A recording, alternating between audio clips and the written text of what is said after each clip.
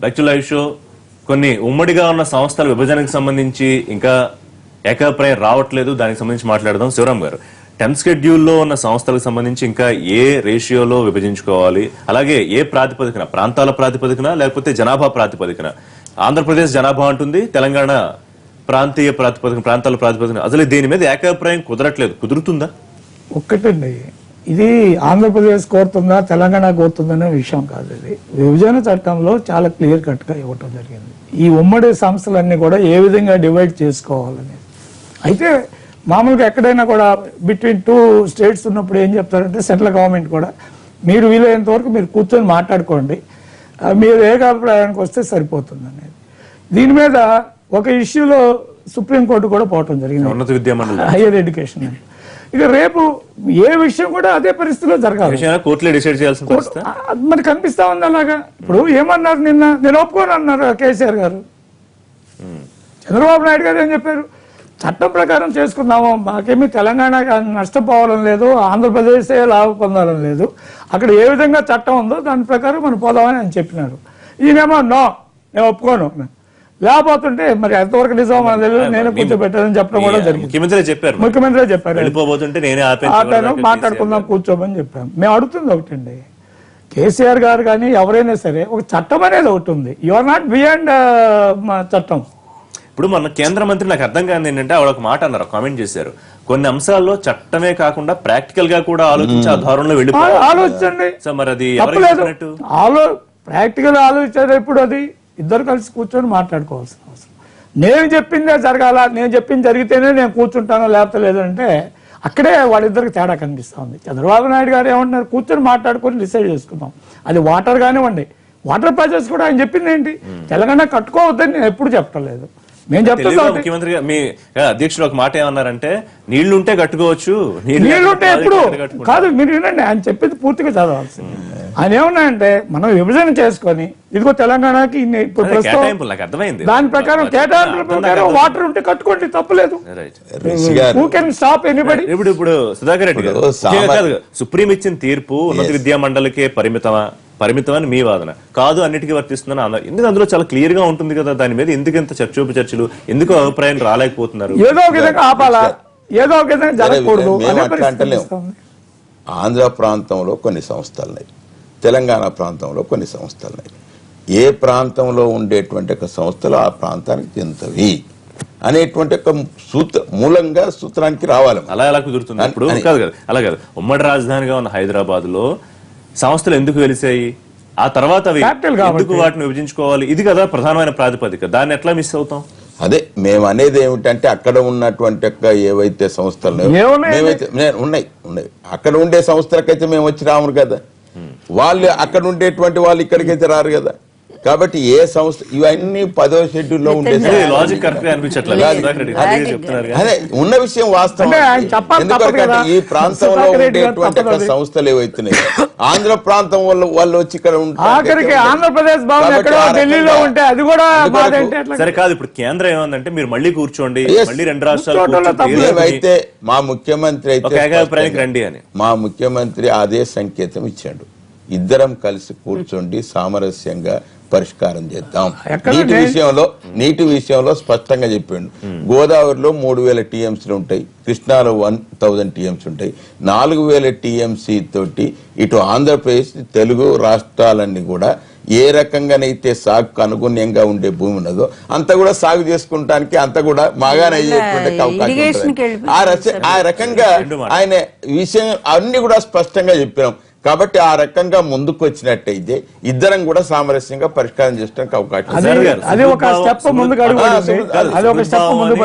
ముఖ్యమంత్రి గారు అంటారు, ఈ ముఖ్యమంత్రి గారు అంటారు, కానీ మాటల్లో ఉన్న సుహృద్భావం చేతల్లో కనిపించట్లేదా? కనిపించట్లేదనే చెప్పాలి ఇక్కడ. ఎందుకంటే ఏకాభిప్రాయం హైకోర్టు విషయంలో ఎంత ఇబ్బందులు పడుతున్నారు అనేటువంటి విషయం మనం గమనిస్తున్నాము. హైకోర్టు ప్రాబ్లమ్ ని అలాగే కంటిన్యూ చేస్తున్నారు, మిగతా ప్రాబ్లమ్స్ ని కూడా ఇలాగే కంటిన్యూ చేస్తే విభజన అనేది ప్రజలు ఒప్పుకొని ఒక మైండ్ సెట్ కి వచ్చేస్తారు. ఎస్, మనం తెలంగాణకి సంబంధించిన వాళ్ళం, మనం ఆంధ్రాకి సంబంధించిన వాళ్ళం, దాని ప్రకారంగానే ఇక మీదట మన జీవనం కొనసాగించాలి అనేటువంటి అభిప్రాయానికి వచ్చిన తర్వాత ఇద్దరు సీఎంలు కూర్చొని ప్రాక్టికల్ గా మీరు అన్నట్టుగా చట్టాన్ని అన్ని అంశాలను మాట్లాడుకొని ఒక ఏకాభిప్రాయానికి వచ్చి ప్రజలు ఇబ్బంది పడకుండా చూడాల్సినటువంటి బాధ్యత ఇద్దరి పైన ఉన్నది. ఏ రాష్ట్రం కూడా నష్టపోకుండా చూడాల్సినటువంటి బాధ్యత కూడా ఇద్దరి పైన ఉన్నది. ఏకాభిప్రాయం కుదిరినప్పుడు మీరు అన్నట్టుగా సెంట్రల్ గవర్నమెంట్ కానివ్వండి, సుప్రీం కోర్టు కానివ్వండి, ప్రతి ఒక్కరూ మళ్ళీ దాంట్లో చొరవ చూపెట్టి వారికి ఏకాభిప్రాయం కుదిర్చేటువంటి పరిస్థితులు తీసుకురావాల్సినటువంటి అవసరం కూడా ఇవాళ ఉంది అనేటువంటి మాట నేను అనుకుంటున్నాను. లక్ష్మీభారతి గారు, ఇప్పుడు మొన్న ఎపెక్స్ కౌన్సిల్లో ఇద్దరు ముఖ్యమంత్రులు సమావేశమయ్యారు. 5 పాయింట్లకు సంబంధించి 3 పాయింట్ల మీద అన్నారు. అది చూస్తే ఏమీ లేదు నిజంగా. ఏదో ఒకటి ఏంటది, ఒకటి పేరేదో పెట్టారు, టెలిమెట్రీ విధానంలో. అది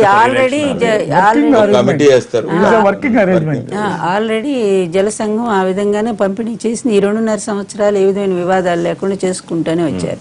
టెలిమెట్రీ విధానం మన పేరు లేకపోయినా కూడా ఆ విధానం అమల్లోనే ఉంది. ఆ తర్వాత ఇద్దరు సంబంధించిన వ్యక్తులను వేశారు. వెంటనే కేసీఆర్ గారు చెప్పారు, మాకు సంతృప్తిగా లేదు ఈ వేసిన కమిటీ అనేది ఆయన చెప్పారు. మూడోది ఏంటంటే కేంద్రము ఎంత, మాకైతే చాలా బాధ కలిగింది. కేంద్రం అది ఎట్లాగా ఏదో దెబ్బ తగలకుండా కర్ర విరగకుండా అన్నట్టుగా సామెతగా చేశారు మొన్న కేంద్రం. వాళ్ళ మీద ఏది పెట్టుకోవాలి, తనుకొని చావండి అన్నాడు. ఇద్దరు ముఖ్యమంత్రులు కూర్చుని సామరస్యం ఇక్కడ అయ్యి ఉంటే మీ దగ్గరికి ఎందుకు వస్తారు? అందువల్ల అది కరెక్ట్ గా లేదు. ఎందుకంటే టెక్నికల్ గా వచ్చేసరికి ఇవన్నీ కూడా రాష్ట్ర ప్రయోజనాలను దృష్టిలో పెట్టుకుని భవిష్యత్తులో జరిగేటువంటి చాలా ప్రధానమైన అంశాలే ఇవే. ఇప్పుడు ఈ రోజు కావేరీ తమిళనాడు మనం చూస్తా ఉన్నాం, ఎంత భయంకరమైన వాతావరణం వచ్చిందో. 10,000 బస్సులు తగలబడి తెలుగు రాష్ట్రాల మధ్య. ఒక్క నిమిషం. అందువల్ల ఇప్పుడు ఏం లేదు, పాత డిజైన్ కంటిన్యూ చేస్తుంటే ఏ విధమైనటువంటి అసలు ఏపీకి ఏ విధమైన అభ్యంతరం ఉండదు. కానీ పాలమూరు రంగారెడ్డి దిండి ఈ ప్రాజెక్ట్స్ సంబంధించి వాళ్ళు డైరెక్ట్ గా శ్రీశైలంతో 125-123 టీఎంసీ వాటర్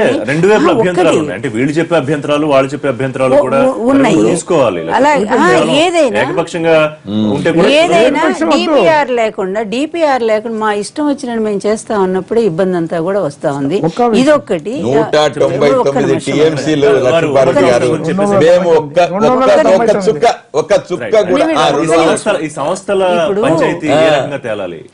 ఒక్క నిమిషం, ఇది తేల్చాల్సింది. ఎందుకంటే మళ్ళీ ట్రిబ్యునల్ కి చెప్పారు కదా, అందువల్ల ట్రిబ్యునల్ కి ఉమాబాబు చెప్పింది ఫైనల్ గా ఏం చెప్పింది, ట్రిబ్యునల్ చేయాల్సింది కృష్ణా ట్రిబ్యునల్ నీటికి సంబంధించినటువంటి అంశం మీద. అది ఇక్కడ విభజన తర్వాత ఏం చెప్పారంటే జనాభా ప్రాతిపదిక మీద అప్పులు ఆదాయం ఈ రెంటిని కూడా 2 రాష్ట్రాలు పంచుకోవాలి. ఆ విధంగా చూస్తే 13 జిల్లాలు ఉన్నటువంటి ఆంధ్రప్రదేశ్ కి అప్పులు ఎక్కువే వచ్చినాయి, ఆదాయం 16,000 కోట్ల లోటు బడ్జెట్ లో ఆంధ్రప్రదేశ్ విడిపోయినటువంటి పరిస్థితి మనం చూసాము.